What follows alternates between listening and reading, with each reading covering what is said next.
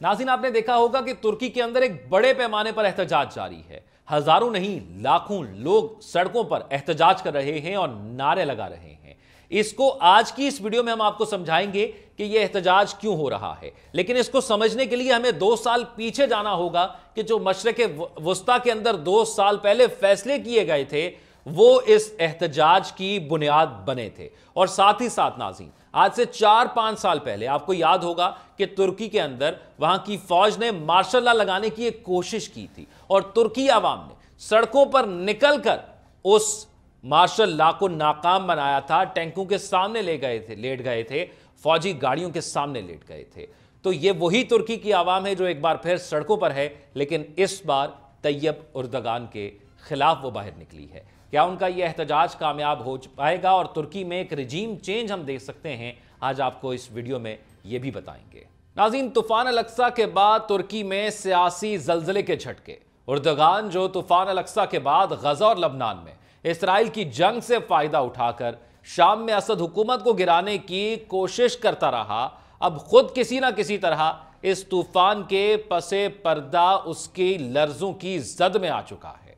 यह बात तयशुदा है कि तूफान अल-अक्सा ना तो किसी आज़ादी की जंग का मंसूबा था, क्योंकि ऐसी जंग के लिए ज़रूरी हालात मौजूद नहीं थे, और ना ही यह कोई तवील मुद्दती जंग थी जिसमें महाजों पर किरदार तकसीम किए गए हों, बल्कि तूफान अल-अक्सा एक बड़ा धमाका था जिसने इलाकाई और बैनुल-अक़वामी वाक़यात को मज़ीद ख़राब होने से रोक दिया। इलाके में सबसे संगीन पेशरफ़्त सऊदी अरब और इसराइल के दरमियान ताल्लुकात की बहाली का वो अमल था जो बाइडन साबिक अमरीकी सदर के मंसूबे के तहत जो शुरू हुआ था। इस मंसूबे का ऐलान हिंदुस्तान में होने वाले G20 इजलास में किया गया, जिसका नारा हिंदुस्तान से यूरोप तक राहदारी का कयाम था और जिससे सऊदी अरब और सेहूनी रियासत के रास्ते गुजरना था। इस मंसूबे का एक फौजी और सिक्योरिटी पहलू भी था, जिसका मकसद एक हैरानकुन जंग छेड़कर गजा और लबनान में मुजाहमत को या तो एक ही झटके में या मरहलावार खत्म करना था। तूफान अल-अक्सा ने वाज़ेह कर दिया कि इस जंग के लिए तमाम मंसूबे, साजिशें और हैरानकुन हमलों की हिकमत अमली पहले से तैयार थी और इस पर अमल दरामद का वक्त करीब था। तूफान अल-अक्सा ने साजिशों को खाक में मिला दिया। तूफान अल-अक्सा के शदीद जल्जले, जिसके बाद के झटके अब भी खित्ते में महसूस किए जा रहे हैं, ने 2 बड़े महाजों को आमने सामने कर दिया। ये दोनों महाज अपनी जगह इतनी ताकत रखते हैं कि इलाके और आलमी मंजरनामे पर मुसलसल और ना खत्म होने वाले झटके पैदा कर सकते हैं।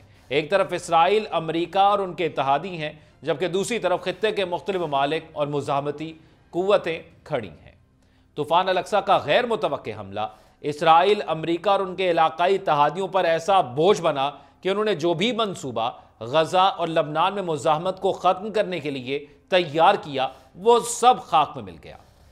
मगरिब को इस जंग में नहायत शदीद और स्ट्रेटेजिक नौइयत के जख्म सहना पड़े, जबकि दोनों फरीकों के दरमियान जंग और महाजराई अब भी जारी है और ख़त्म होने का कोई इम्कान नज़र नहीं आ रहा। सोहनी रियासत को तूफान अल-अक्सा के भारी नुकसानात उठाना पड़े।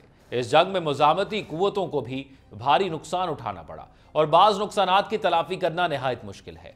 बाज़ ऐसे वाक़यात भी रूनुमा हुए जिन्होंने खित्ते की स्ट्रेटेजिक सूरत हाल को बदल कर रख दिया, जैसा कि लबनान में देखने को मिला। ताहम इसका हरगिज़ ये मतलब नहीं कि इसराइल को मामूली नुकसान हुआ है। इसराइली फौज को लगने वाले जख्म, खास तौर पर जमीनी जंग में दाखिल होने की सलाहियत और फजाई दिफाई निज़ाम में कमजोरी इसराइल के लिए शदीद धचका साबित हुई। खास तौर पर आयरन डोम की नाकामी, जो इसराइली दाखिली महाज के दिफा के लिए अहम सतून समझा जाता था, उसने इसराइली दिफाई सलाहियतों पर शकूक व शुबहात पैदा कर दिए, चूंकि इसराइली फौज इसराइल के वजूद और बका का बुनियादी सतून है। इसलिए फौज पर कोई भी कारी ज़रब दरअसल इसराइल को वजूदी बहरान से दोचार कर सकती है। तूफान अल-अक्सा ने इसराइल को इसी बहरान में धकेल दिया। फौज के बाद इसराइल के फ़ज़ाई दिफाई निज़ाम को दूसरा सबसे बड़ा हिफाजती अंसर समझा जाता है और ये दोनों सतून अब शदीद नुकसान उठा चुके हैं। इस बड़े पैमाने पर होने वाले नुकसानात के साथ अब मैदान जंग में कोई भी ताकत का मुजाहिरा दरअसल हकीकत में होने वाली शिकस्तों के इनकार की एक कोशिश महसूस होता है, ना कि किसी फतह का ऐलान। तुर्की की शाम में मुदाखलत, इसराइली हमले और अमरीकी हिमायत ने तुर्की के लिए गैर मुतवक्के और कारी ज़रब लगाने का मौका पैदा किया, ताकि शाम को गिराकर हैतुल तहरीर अल शाम और उसके रहनुमा को फातह की हैसियत से दमिश्क में दाखिल कराया जा सके।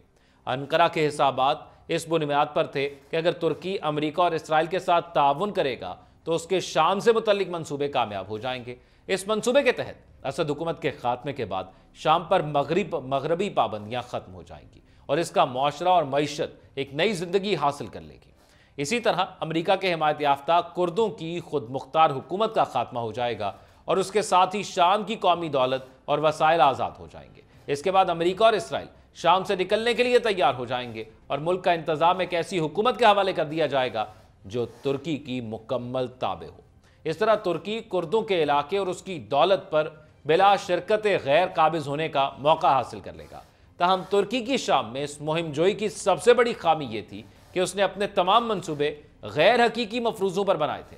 انقرہ کو جلد ہی اندازہ ہو گیا کہ نہ تو پابندیاں ختم ہونے والی ہیں اور نہ ہی کسی قسم کی مراحت حاصل ہونے والی ہیں، بلکہ اسد حکومت کے خاتمے کے نتیجے میں صرف افراتفری، فرقہ وارانہ قتل و غارت اور ایک ایسی کمزور حکومت کی تشکیل ممکن تھی جو اسرائیلی جارحیت اور قبضے کے خلاف کوئی مزاحمت نہ کر پائے۔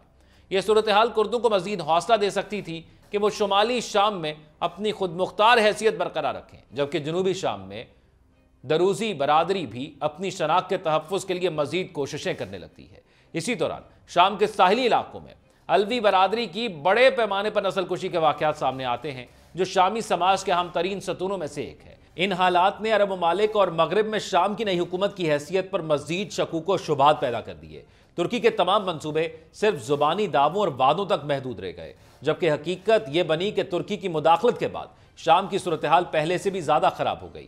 کئی سالوں سے جاری معاشی بحران اور اسٹریٹجک ناکامیوں میں گھرا ترکی اب شام میں اپنی تمام شرطوں کے الٹ جانے کے سبب زبردست دھچکے کا سامنا کر رہا ہے۔ انقرہ کو جو نقصانات اٹھانے پڑ رہے ہیں وہ سب طوفان الاقصی کے نتائج پر موقع پرستی سے سرمایہ کاری کرنے کا نتیجہ ہے۔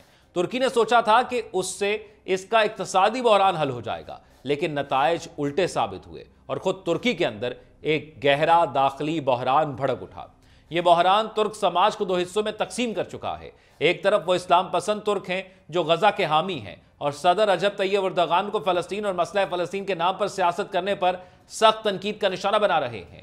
وہ اس بات کی نشاندہی کر رہے ہیں کہ ترکی اسرائیل سے تعلقات ختم کرنے کی باتیں کرتا ہے، لیکن تل ابیب کا پرچم اب بھی انقرہ میں اسرائیلی سفارت خانے نے اس پر لہرا رہا ہے۔ دوسری طرف وہ غزہ کے حامی ہیں جو حالیہ انتخابات میں کامیاب ہونے والے گروہ کا حصہ تھے اور جن کی ایک بڑی تعداد حکمران جسٹس اینڈ ڈیولپمنٹ پارٹی سے تعلق رکھتی تھی۔ یہ گروہ خود کو نیو عثمانی کہتے ہیں اور ایک نسل پرست فاشسٹ اسلام پسند تحریک کا حصہ سمجھے جاتے ہیں۔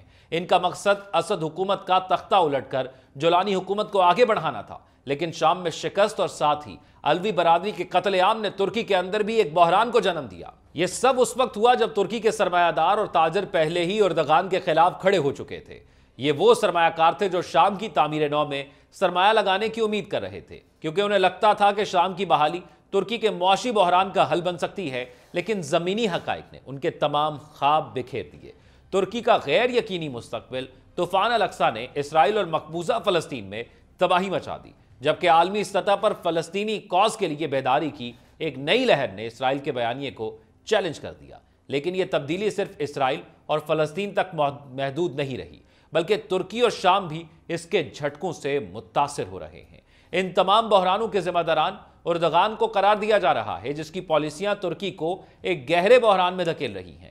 صورتحال اس وقت مزید کشیدہ ہو گئی جب ترک علویوں نے شام میں علویوں اور کردوں کے قتل عام کے خلاف احتجاج کیا اور اس کے بعد ترک تاجر بھی حکومت کے خلاف ہو گئے۔ ترکی کے اندر یہ بحران ایک نیا موڑ تب اختیار کر گیا جب استنبول کے میئر اکرم امام اوغلو کو گرفتار کر لیا گیا۔ اب سوال یہ ہے کہ طوفان الاقصی کی پس لرزات ترکی کو کس سمت لے جائیں گی اور کیا یہ بحران اردوغان حکومت کے خاتمے کی راہ ہموار کرے گا؟ کیونکہ موجودہ دنوں کے اندر جو احتجاج ہم وہاں پر دیکھ رہے ہیں، اب جو احتجاج وہاں پر ہو رہے ہیں، ایک تو وہ احتجاج کی جو فوٹیج ہم دیکھ رہے ہیں وہ ایک بڑے پیمانے پر احتجاج ہو رہے ہیں، ایک بڑی تعداد کے اندر لوگ باہر نکلے ہیں۔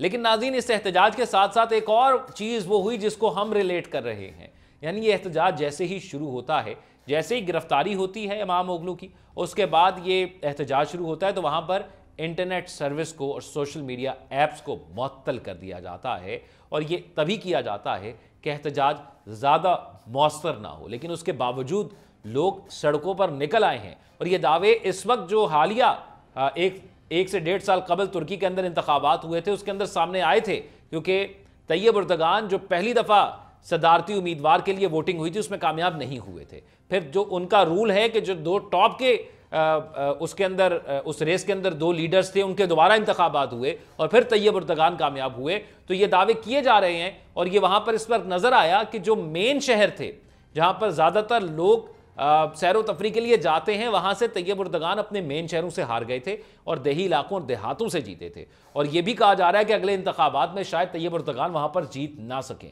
تو اس موقع پر جب ملک کے اندر اس قسم کا ماحول ہو کہ آپ ایبسولوٹ میجورٹی لے کر نہ جیت پا رہے ہو اور آپ مشکل سے جیت پا رہے ہو, اس قسم کے فیصلے اور اس قسم کی گرفتاریاں بہت فرق ڈالتی ہیں اور وہ فرق ہمیں اس بار نظر آ رہا ہے. اور یہ مت بھولیے گا یہ وہی ترکی ہے کہ جہاں پر جب مارشل لا لگانے کی بات ہوئی اور فوج کے اندر سے کچھ جرنیلوں نے غداری کرنے کی کوشش کی تو ان ٹینکوں کے سامنے سے اور ان فوجی گاڑیوں کے سامنے سے یہی ترکی کی عوام لیٹ گئی تھی اور اس نے اس مارشل لا کو ناکام بنایا تھا. اور یہ زیادہ پرانی بات نہیں ہے, یہ اب سے 4-5 سال پہلے کی بات ہے اور ہماری یادداشت کے اندر موجود ہے. تو یہ وہی ترکی کی عوام ہے. اب دیکھنا یہ ہے کہ کیا یہ احتجاج اس قدر شدید ہو جاتا ہے اور جو کچھ مشرق وسطیٰ کے اندر ترکی کی جانب سے کیا گیا یا حمایت کی وجہ سے ہوا ہے اس کا اثر اس قدر شدید ہو جاتا ہے کہ ترکی کے اندر ہمیں ایک رجیم چینج نظر آئے. آپ کیا رائے رکھتے ہیں کمنٹ سیکشن میں آگاہ کیجیے گا. اپنا خیال رکھیے گا. اللہ حافظ.